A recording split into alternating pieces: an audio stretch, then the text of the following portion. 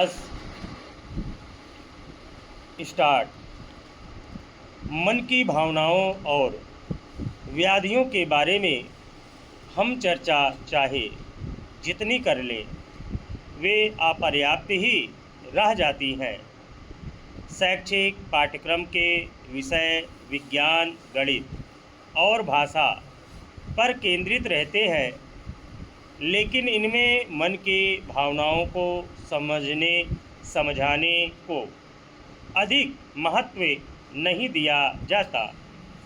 जीवन में इन अपरिचित भावनाओं की नासमझी और असंतुलन से कई तकलीफ़ें पैदा होती हैं। यह हमें अभी ठीक से समझ नहीं आया है। स्कूलों में शिक्षक और घरों में भी अभिभावक इन पर संवाद करने की आवश्यकता नहीं समझते। मन में होने वाली न जाने कितनी वेदनाओं का सीधा संबंध भावनाओं और उनकी अपर्याप्त तथा गलत समझ से ही है। इस सच्चाई से मुंह मोड़ना बड़ा नुकसानदेह है।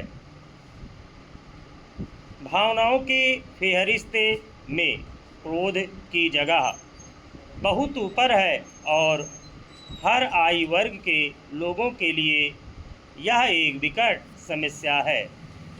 आपसी संबंधों में क्रोध, सड़क पर मामूली बातों पर हिंसा, प्रेम संबंधों में और महत्वाकांक्षाएं पूरी न होने पर पैदा होने वाला क्रोध, इम्तहान में सफलता और नौकरी में प्रोन्नति न मिलने से उपजने वाला क्रोध, सड़क दुर्घटना, घरेलू हिंसा या आत्महत्या के रूप में ये अक्सर जानलेवा भी हो जाता है, पर इनकी तरफ निहारने की कोई ज़रूरत ही महसूस नहीं होती। या तो हम इन्हें बेलगाम व्यक्त करते चले जाते हैं या फिर इनका दमन करते रहते हैं।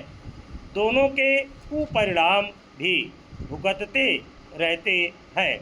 इस पर सोचने की ज़रूरत है कि दमन और अनियंत्रित अभिव्यक्ति के अलावा क्रोध से निपटने का कोई मध्य मार्ग भी है क्या? लगता तो ऐसा है जैसे क्रोध अचानक कभी भी कहीं भी उमड़ पड़ता है। किसी पर बहुत अधिक चीखने और उसे आहत करने का मन करता है। पढ़े लिखे संभ्रांत लोग इसे बारीक चालाक तरीकों से व्यक्त करने की कला सीख लेते हैं। अरस्तु कहते थे, सही व्यक्ति पर सही मात्रा में सही समय पर सही उद्देश्य और ढंग से क्रोध करना चाहिए, पर यह हर किसी के वश की बात नहीं। जब मन में क्रोध का विस्फोट होता है तो सही मात्रा, जगह और समय का भान ही किसे रह जाता है। क्या इसके कारण सिर्फ बाहरी परिस्थितियों में हैं या इसकी जड़ें मन की ऐसी गहराइयों में छिपी हैं जहां पहुंचना संभव नहीं? संभवतः क्रोध का पहला कारण है किसी इच्छा का पूरा ना होना।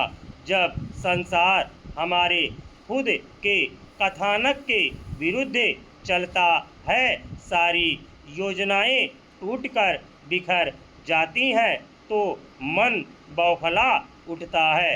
हम अपेक्षा करते हैं कि जीवन हमारे अपने रंग में ही रंग जाए। जब ऐसा नहीं होता तब गुस्सा भड़क उठता है। जितनी अधिक ताकत के साथ हम अपनी अपेक्षाओं को थामते हैं उनके अपूरित होने पर उतनी ही गहरी चोट लगती है। स्टॉप।